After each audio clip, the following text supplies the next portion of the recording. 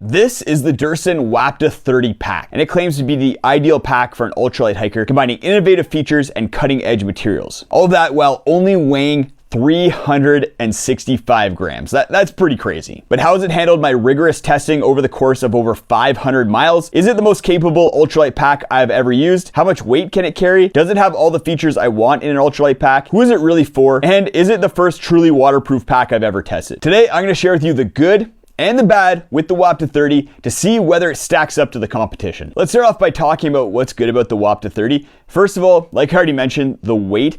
It only weighs 365 grams in the stripped down version. So that means that you don't have any side compression straps and no hip belt on this pack. That being said, it does come with a hip belt and you can add these straps back on, and fully kitted out, it weighs 480 grams. Overall, this pack is insanely lightweight, especially for the capabilities and the features that it has. The space inside the pack is very good. I think it's a perfectly proportioned pack. You have 30 liters of internal volume and then 16 liters of external volume. So that's including the side pockets, the front pocket, hip belts, basically all the pockets that are on this pack. I find that the capacity of this pack is good for about a 3 to 4 day trip if you have a 10 to 15 pound base weight, or over 5 days, 5 to 7 plus days if you have a base weight that's under 10 pounds. And I've used this pack for those lengths of time and can verify that it's gonna fit all the stuff that you need. And that's because of the next really good thing about this pack, and that's accessibility to items. So you have a gigantic front pocket on here. You can fit tons of stuff in here. It's definitely tempting to overload it, but I recommend not stuffing it full. Maybe just leave the chair or the giant rain jacket at home. Bring a lighter weight one. You also have side pockets, one on either side, that are really nice size and can hold 2 smart water bottles. What I really like about them as well is that it's really easy to reach back, grab your water bottle, take it out, take a sip of water, and then put it back. You can do that while moving, while on the run. Basically, I love that you can access the water bottles, because especially with very ultralight packs like this, there's a tendency for those side pockets not to be reachable in order to grab water. You also have shoulder pockets, one on each shoulder strap, big stretchy ones, great for bear spray, or if you are fast packing or something like that, you can put collapsible water bottles in here, or sunscreen, basically whatever you want. These are really nice in order to just access stuff throughout the day.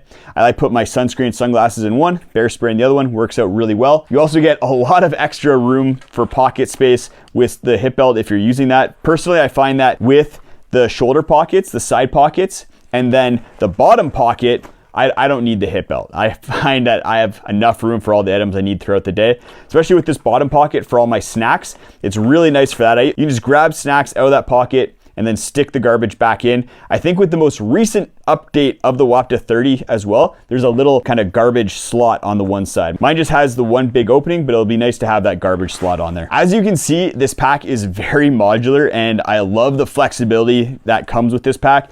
With the hip belt or without the hip belt, with the compression straps or without them, you can do a lot of different things with this pack. You can use it as pretty much your go-to backpacking pack if you have a lower base weight, or you can use it as a fast packing pack or a day pack. I know a lot of people are using this as a day pack, and it works really well in that sort of capacity if you need a little bit more volume. The Wapta 30 doesn't have a frame on it. You have these 2 foam panels that provide a little bit of structural stability for the pack, but there's no aluminum or carbon fiber frame inside of here. And with that, people might ask, how much weight can the Wapta 30 comfortably carry? Especially these shoulder straps.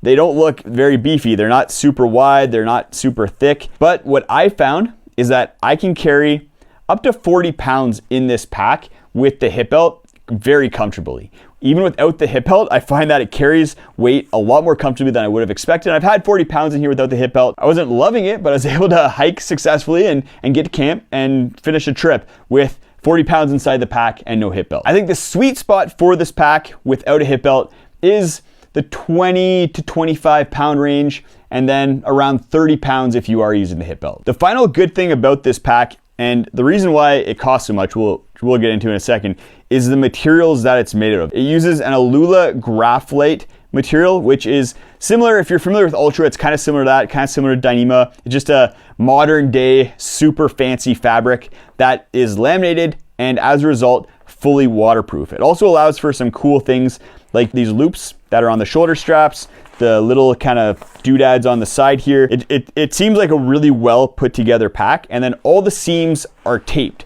So theoretically, this pack is fully waterproof when you have it rolled up. And I don't really ever consider a pack fully waterproof, but this pack is as close as it's gotten for me so far. I've hiked in some pretty extreme rain over multiple days and never had a drop of water inside the pack. That being said, because I'm storing wet gear on rainy trips inside the pack with my dry stuff, I still use a Nyloflume pack liner in here, put all my dry stuff in that, twist it up, and then put that at the bottom of the pack, and then stack the wetter stuff like my tent and stuff on top of that. As far as PackWizard comparables, there's not a lot of comparable packs on the market. You have the Z-Packs Nero, the Hyperlight Mountain Gear Contour 35, and the Outdoor Vitals Skyline 30. I think those packs all compete with the Wapta 30 in different ways, but I think they fill different roles. I think the Wapta 30 is kind of the pure backpacker, fast packer pack. It's not trying to be like a running pack or anything like that. It just does what it needs to do and does it very, very well. That being said, there are some negatives with the Wapta 30. The first one being the top strap, I find is a little bit annoying. The strap is very, very long, and I understand that they want you to be able to strap a bear canister on top of the pack, which you can. I tested that out, and you can strap a bear canister on here with this V-strap, and it carries it surprisingly well. And you might need that if you are doing a trip where you are in bear country, but I definitely think there's probably better packs out there for that. The only time I'd maybe consider that if I was doing a through hike and I only need to carry the bear canister for maybe like a handful of days or a week or something like that. But this V-strap, a little bit finicky, and I'd love if it was removable. I think it'd be great to have 3 points on the back of the pack here where you could connect either a single loop if you weren't really needing the V-strap, or the double loop V-strap if you need to go that route. I also think just a little bit more modularity with some of the buckles and stuff like that would be nice.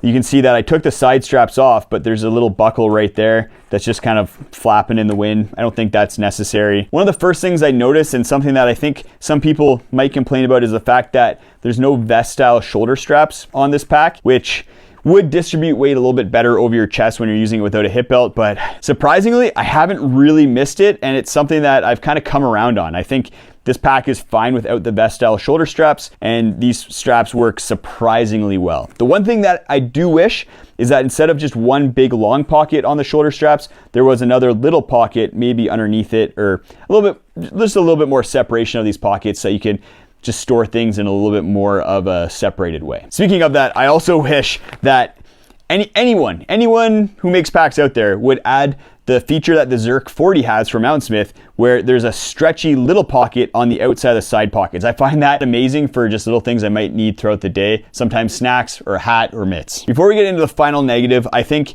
this pack really is for a targeted audience. It's not a pack made for everybody out there. It's not gonna really suit everyone, partly because of the low volume, partly because it has to fit you. If you're not using it without a hip belt, it's gonna fit you no problem because you just use it with the shoulder straps and you're good to go. But there's not an adjustable torso or anything like that. Just 3 sizes, I think small, medium, large, and you just hope that you fit in one of those sizes. The final negative is the price. This pack costs $300, which makes it quite expensive, especially for a more ultralight pack. It is using premium materials and construction, but that's expensive, and I'd love to see it in the $250 range, especially if maybe you could add an option that's a little bit cheaper but without a hip belt, because I almost never use the hip belt, and this probably added $30, $40, maybe even $50 onto the price of the pack. So have an option without a hip belt, maybe lower the price, and then if some manufacturing efficiencies can be achieved, getting down to that $250 range would be awesome.